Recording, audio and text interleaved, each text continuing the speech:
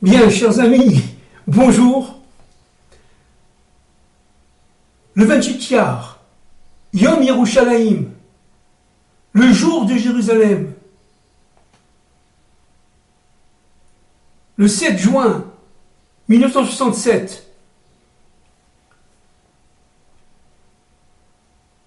envers et contre tout, les troupes israéliennes pénètrent à Jérusalem, dominées à l'époque par les troupes royales jordaniennes. Je parle de la Jérusalem dite arabe. Jérusalem était divisée en deux à l'époque.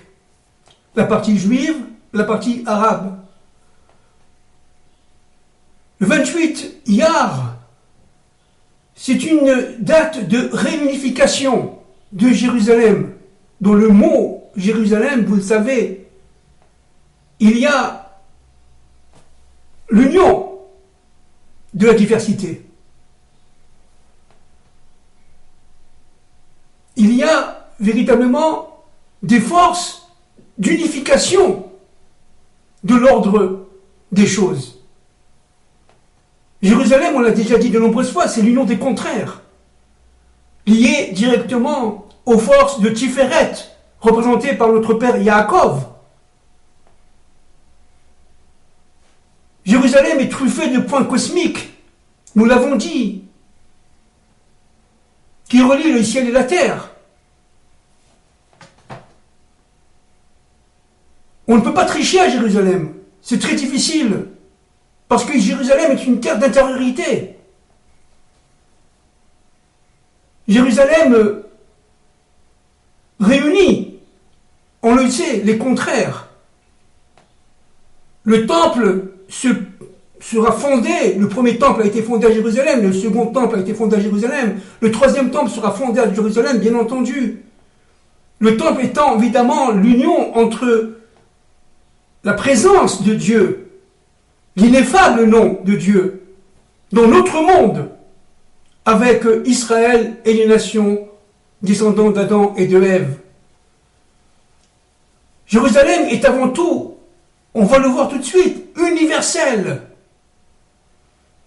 Le Rav Kook, dans son livre Oroth, qui a été repris aussi par son fils, Tzvi Yehuda Kook, de mémoire bénie, cité très largement par nos maîtres, que ce soit le professeur Benny Gross, que ce soit le professeur Théo Dreyfus, que ce soit le professeur Leher, que ce soit notre maître Manitou,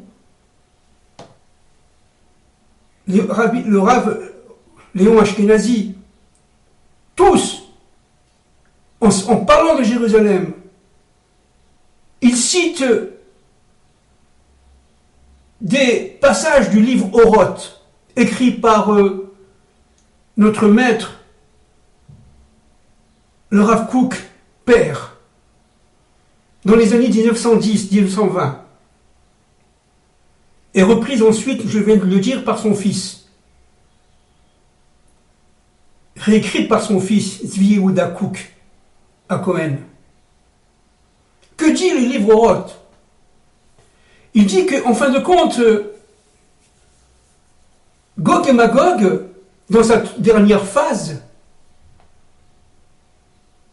est lié à trois années capitales, trois phénomènes historiques capitaux. Le premier phénomène historique capital, c'est la guerre de 1948. Cette guerre de 1948 est une guerre par définition nationale. La nation d'Israël a été, au niveau moderne, au niveau actuel, reconnue par les nations. C'est une véritable indépendance, souveraineté, en tout cas juridique, selon le droit international. Le peuple d'Israël de l'époque était relié, était séparé, si vous voulez, en trois parties. Vous avez les religieux, qui, pour la plupart, n'étaient pas, entre guillemets, sionistes. Vous avez les laïcs, qui étaient, une bonne partie étaient, disons, universalistes, cosmopolitiques. Et vous avez les nationalistes. Les deux premiers ne comprenaient pas le troisième. Les religieux et les universalistes ne comprenaient pas le sioniste, le nationalisme d'Israël. La division était forte, pour ne pas dire très profonde. La deuxième date, c'est la guerre de 67. Cette guerre de 67, cette guerre éclair, cette guerre surprenante. Entre parenthèses, Israël ne voulait pas de cette guerre. Il a été contraint et forcé.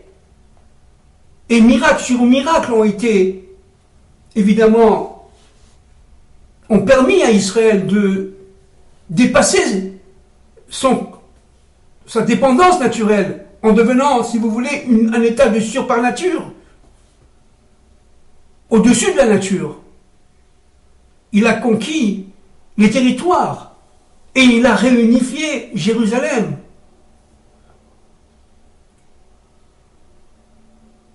Je vous rappelle juste un point historique très simple.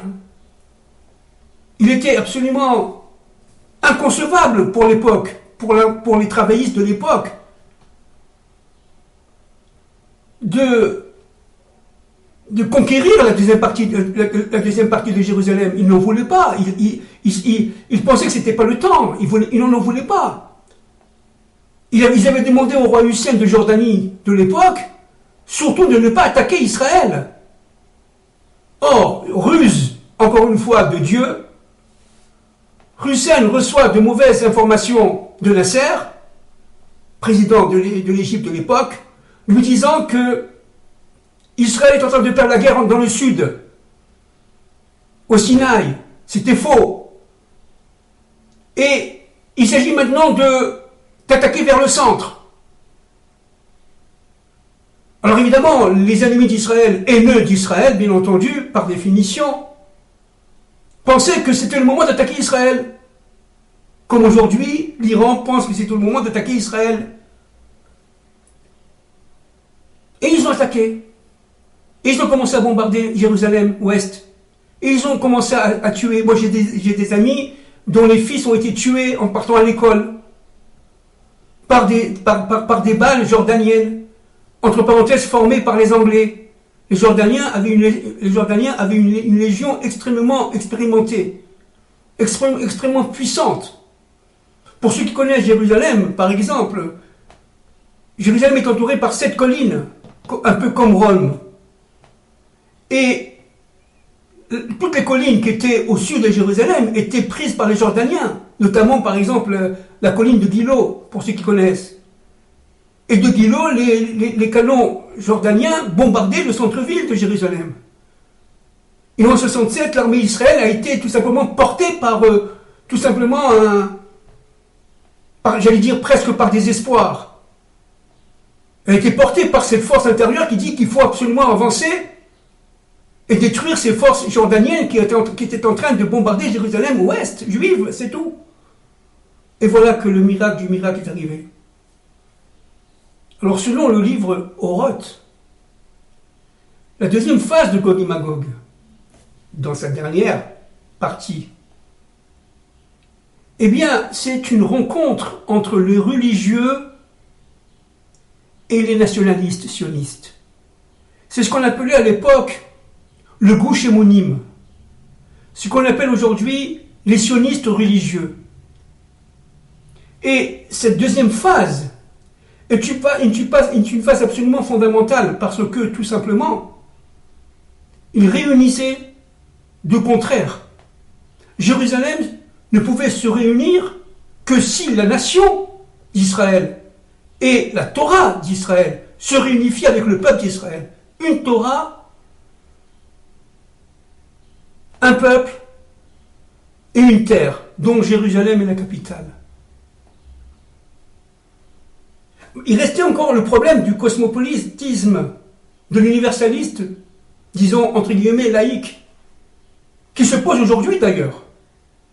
Aujourd'hui, ce qu'on voit aujourd'hui avec les manifestations, les grandes manifestations à Tel Aviv et ailleurs, eh bien, tout simplement, c'est en fait l'appel de Dieu à dire à Israël, maintenant, le sionisme n'est pas seulement une force politique, une force idéologique permettant à Israël de devenir indépendant.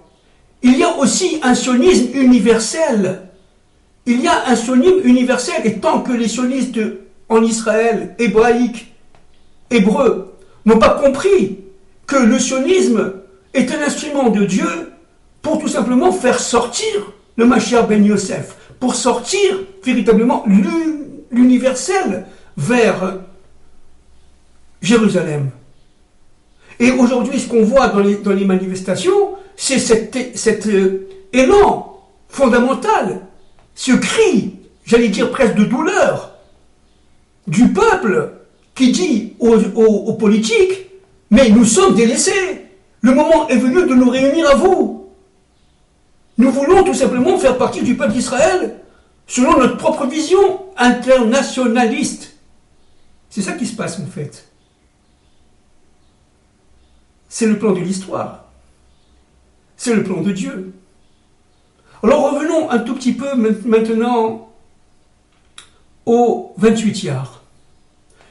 D'abord, l'année 1967, dans le calendrier hébraïque, c'est l'année 5728.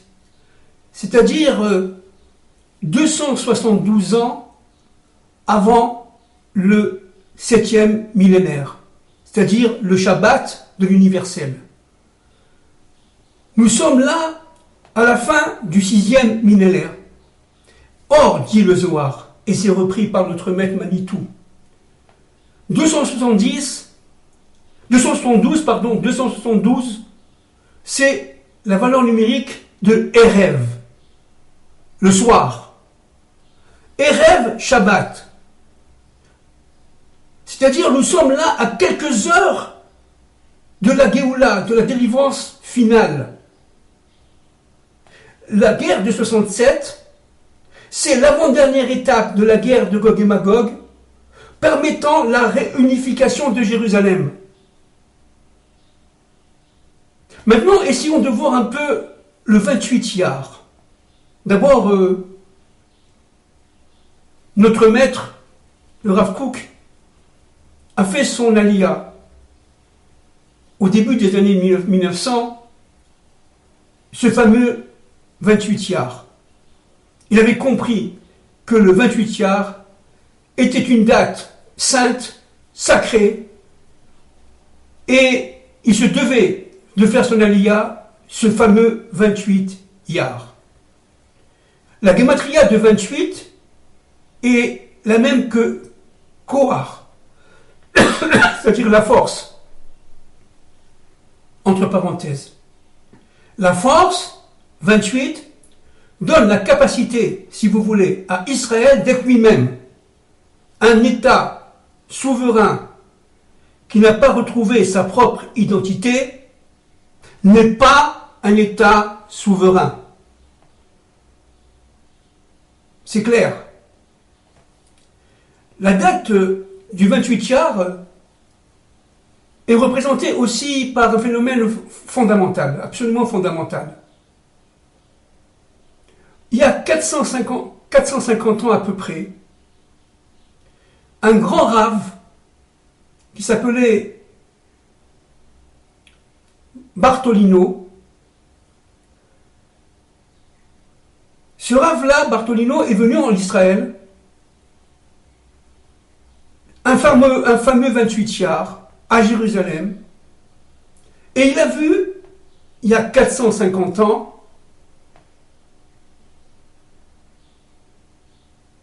une foule pieuse, montée vers le tombeau de Shmuel. Et il a compris, en fin de compte, que le 28 Iyar était la Iloula, la célébration de la mort de cet immense prophète qui était Shmuel. Shmuel est le prophète qui a oint David, le roi David. Shmuel est le prophète qui a reconnu l'emplacement du temple de Jérusalem. On dit qu'il se promenait, il a mis plusieurs mois pour trouver, d'une manière intuitive évidemment, guidé par Dieu, l'emplacement exact de Even Ashtia, c'est-à-dire cette pierre essentielle où devait résider, se poser, être bâti le Saint des Saints. Le 28 Iyar est aussi une fête, une date aussi extrêmement intéressante.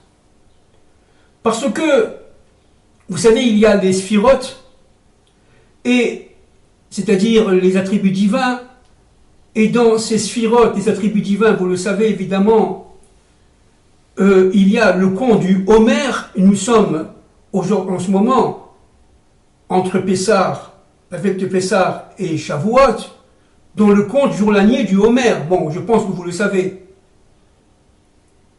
Et le 28 Iyar représente le premier jour de la 7e semaine.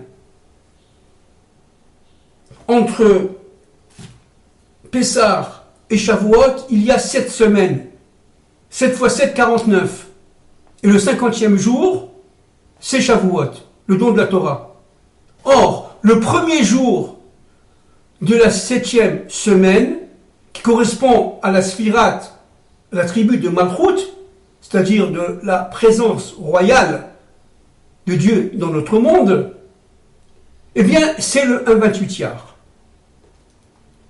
Un autre point très intéressant là, je cite ici le livre d'un de mes maîtres, que j'avais d'ailleurs cité lors de ma dernière intervention avec le Rav Zilovitz, le livre de M. Uri Cherki, voyez, Jérusalem de la division à l'unité. Jérusalem de la division à l'unité. Aux pages 68 et 69. Alors c'est très très intéressant. Le 28 Iyar, nous sommes à la sortie d'Égypte. Le 28 Iyar a été la date où Amalek a attaqué Israël, Moshe, Aaron et les fils d'Israël qui en sortaient d'Égypte, qui sortaient d'Égypte. Alors regardez, je vais lire là, n'est-ce pas? Parce que c'est très très intéressant.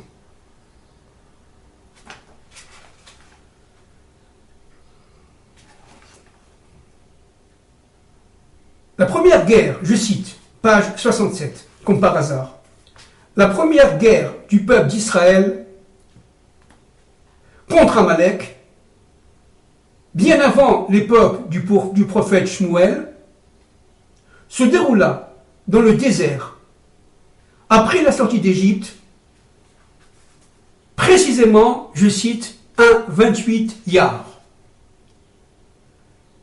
Cette datation ressort clairement, dit le texte, du texte biblique. Selon la Torah, écoutez bien, les Hébreux arrivèrent à Midbar Sin le 15 Iyar. Ils restèrent sur place 7 jours. Encore une fois, le chiffre 7 qui revient. Pour recevoir la manne et vivre leur premier Shabbat. Ce qui nous amène au 22 Iyar. 15 plus 7, ça fait évidemment 22. Puis, 2 étapes ont suivi. Davka et Alouche, nécessitant chacune un jour de voyage et un jour de repos. Arrivés le 27 à Rephidim, ils sont attaqués par Amalek, dit le texte. La victoire a lieu le lendemain, un fameux 28 Iyar. Et la Torah précise, je finis, qu'ils arrivèrent le surlendemain, le premier Sivan, au Midbar, Sinaï. Alors je voudrais quand même préciser à la suite de ce texte, de ce livre qui est d'ailleurs magnifique, que en fait cette victoire de Moshe contre Amalek a été que partielle. Amalek a été battu, certes, mais il a survécu. On le retrouve au temps de Shmuel Hanavi. On l'a cité tout à l'heure. Et le roi Shaoul, on le sait, malgré les ordres de Dieu à travers le prophète Shmuel, Samuel en français, Shmuel c'est Samuel en français, eh bien, le roi Shaoul n'a pas détruit entièrement le peuple amalécique, y compris les animaux et tout ce qui lui appartenait. Il a laissé survivre quelques jours le roi Agag. Et vous savez que le roi Agag, c'est écrit, n'est-ce pas, dans les commentaires de la Torah, a profité de la nuit où il était emprisonné pour aller avec sa servante, sa bonne, et faire un enfant. Il a été tué le lendemain par, évidemment, Shmuel, sous l'ordre de Dieu, mais c'était trop tard. Et donc le combat contre Amalek continue de génération en génération jusqu'à la fin des temps. Et malgré la victoire biblique de Moshe, elle n'était que partielle, cette victoire. Elle sera totale avec le Mashiach ben David, avec le combat contre Gog. On y revient. Alors, ce 28 art, évidemment, ce n'est pas une date prise par hasard. Elle fait partie d'une volonté suprême. Elle fait partie d'un plan. Elle fait partie tout simplement de la création, tout simplement. Et le Rav Kook l'avait vu. Et qu'est-ce que c'est qu'en fait que Jérusalem? Alors on l'a dit de nombreuses fois, mais là on va essayer un peu plus d'affiner. Revenons un peu à la création. Au temps d'Adam Rishon et de Chava, avant la faute, les relations entre l'homme et son Dieu étaient clairement définies. L'homme faisait le lien entre le ciel et la terre. Il recevait les ordres de Dieu, la volonté suprême, et il l'accomplissait. Il était dans le Pardès, dans le jardin d'Éden, et il rayonnait. Tout était, si vous voulez, clair. Adam était, avec Chava bien entendu, le couple Adam et Ève était prophète. La faute a été de séparer. Comme on l'a dit 100 fois, l'arbre de la connaissance du bien et du mal est l'arbre de vie. À partir de ce moment-là, les hommes descendants, les Bnei Adam descendants d'Adam Arishon et de Chava, descendants donc de Caïn, vont devenir ce qu'on appelle les Mishpachot à Adama. Ça veut dire les familles de la terre. Suivez-moi bien s'il vous plaît. Les familles de la terre. Chacune avait sa mission. Chacune avait une volonté de réalisation. Mais malheureusement, progressivement, cette volonté de réalisation va se décanter. Il va y avoir progressivement l'attrait de l'idolâtrie. On va essayer d'être autonome et de ne plus vraiment vouloir réaliser la volonté du Dieu un, mais de l'histoire. Et de proche en proche, ça va durer 10 générations. On arrive au temps de Babel, au temps de Nimrod. Et cette 10e génération, n'est-ce pas, où les peuples étaient séparés en communautés, vous voyez,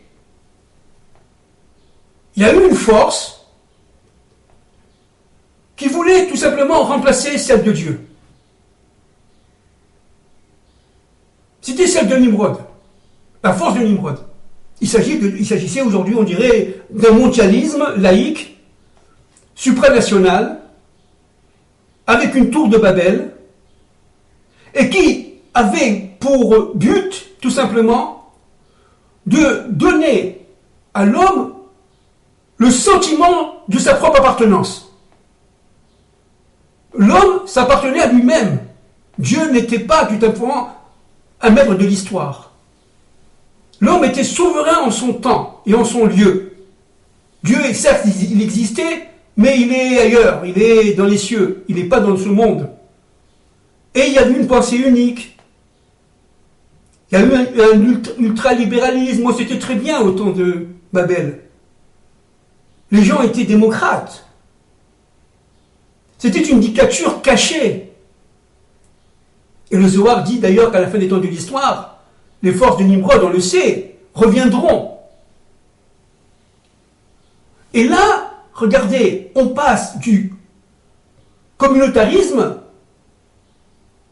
du monde des communautés, à une sorte de fédéralisme extra-communautaire. Alors c'est très intéressant parce que là, Dieu intervient. Il brise ce fédéralisme, cet État fédéral du type nimrodien, et crée des nations. 70 nations. 70 nations. Contre, on l'a déjà dit de nombreuses fois, les 70 nations de Gog. Les 70 nations qui descendent d'Adam Arishon, ce sont ces Mishpachot à Adama, ces familles de la terre, qui ont été séparées après avoir détruit ce fédéralisme nimrodien en nations. Chaque nation ayant sa souveraineté, son indépendance, sa culture, sa langue, sa pensée. Et les 70 nations représentaient, si vous voulez, 70 manières d'être homme. Et Dieu créa Israël à partir d'Abraham. Bon, évidemment, Israël a été créé bien avant la création. Mais au niveau universel, au niveau historique, événementiel, Abraham est arrivé à 10 générations après Noah, après Noé. Noé étant le temps de, si vous voulez, quelque part, grosso modo, de Babel, du temps nimrodien. Bien que Abraham ait vécu le temps de Nimrod. Mais les familles d'Abraham ont mis du temps pour se faire. Le peuple d'Israël est sorti d'Égypte bien après la présence d'Abraham. Abraham était, je répète, un contemporain de Nimrod. Son père était, le père d'Abraham, était évidemment un des conseillers de Nimrod. Mais il a fallu 10 générations pour pouvoir arriver d'Abraham Avinu à la sortie d'Égypte. Et le phénomène national est un phénomène crucial. Pourquoi ? Parce qu'il ne peut pas y avoir d'indépendance sans autonomie et souveraineté nationale. Il ne peut pas avoir de liberté de l'homme individuel sans la liberté collective. Il ne peut pas y avoir d'intégrité humaine sans souveraineté nationale. Il ne peut pas avoir de personnalité humaine, d'identité humaine sans la nation. La séparation des familles de la terre en nations par Nimrod a été, si vous voulez, une bénédiction par Dieu. Dieu a sauvé l'humanité en créant les nations. Donc, en 1948, la nation d'Israël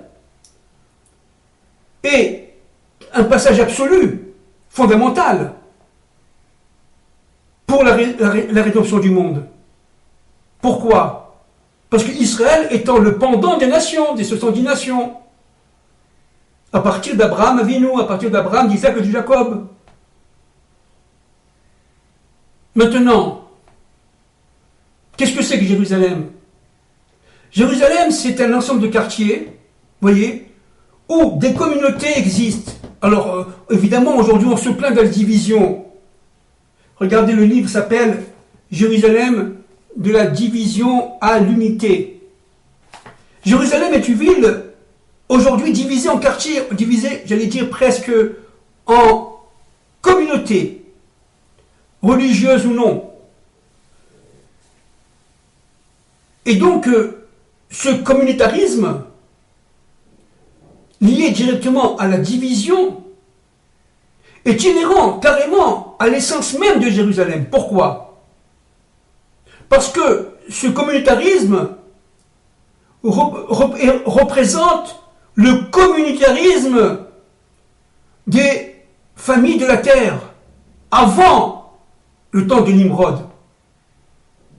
Pour pouvoir arriver à Adam Arishon et Chava réparés avant la faute, il faut passer par ce communautarisme, par cette division.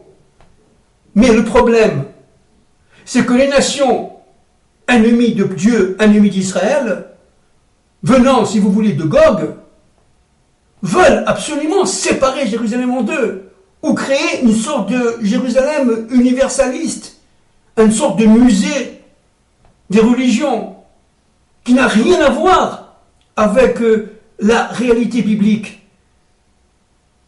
Il s'agit là, pour les nations, de figer l'histoire, et non pas de la dynamiser, d'empêcher le plan de Dieu de s'accomplir. Israël, par Jérusalem, ne peut survivre que dans la dynamique absolue de sa propre histoire. Et donc, il s'agit tout simplement de revivre le communautarisme biblique du temps d'Adam Rishon jusqu'à l'arrivée de Nimrod, puis, vous voyez, ça c'est le but, puis, à travers la nation d'Israël, représenter les 70 nations du temps de Nimrod. C'est pour ça que la nation juive est une nation représentative des 70 nations d'Adam Arishon, et c'est ça que ne supportent pas les 70 nations de Gog. Les 70 nations de Gog veulent casser, détruire cette dynamique de l'histoire. Coûte que coûte, parce que tout simplement, si ça réussit, et bien entendu, ça réussira, eh bien, c'est ça, c'est la fin de Gog. Et la guerre de Gog et Magog, on revient, c'est tout simplement d'empêcher la nation d'Israël de resplendir. Et à travers elle, une nation descendante d'Adam et de Ève, les 70 nations. Le but est de revenir aux familles de la terre. Mishpachot à Adama. Vous avez compris? Il faut passer, si vous voulez, pour ceux qui connaissent un peu l'hébreu, de Adam à Adama, la terre, à Adam. Ça veut dire l'homme. Vous voyez? Adama, à la fin, vous avez la lettre E. À Adam, cette lettre E qui est à la fin du mot Adama, qui veut dire terre, doit être mis devant le mot Adam, pour faire Adam, Adam, Adam. Ça veut dire l'homme. Adam Arishon réparé, tel que veut Dieu. C'est l'enjeu de tout ce programme. Donc le 28 Iyar est une date cosmique, sainte, fondamentale, révolutionnaire. D'ailleurs, disent les maîtres des secrets, c'est une date qui annoncera la fin des temps de l'histoire. L'attaque de Gog. Ça ne veut pas dire que Gog va attaquer forcément le 28 Iyar, Mais au niveau cosmique, le 28 Iyar est une date où Amalek attaque Israël. Parce que Amalek, qui est le mal, comprend, si vous voulez, même mieux que le bien, le risque absolu que porte cette date, 28 Iyar, qui est la célébration du nom de Dieu de l'histoire, qui est la royauté de la présence divine dans l'histoire, qui est la réussite de sa volonté et de son plan. Et c'est ce qui va se passer, bien entendu. Merci beaucoup. Que Dieu vous protège. Yom Yerushalayim Sameach Sheyieh Lanu.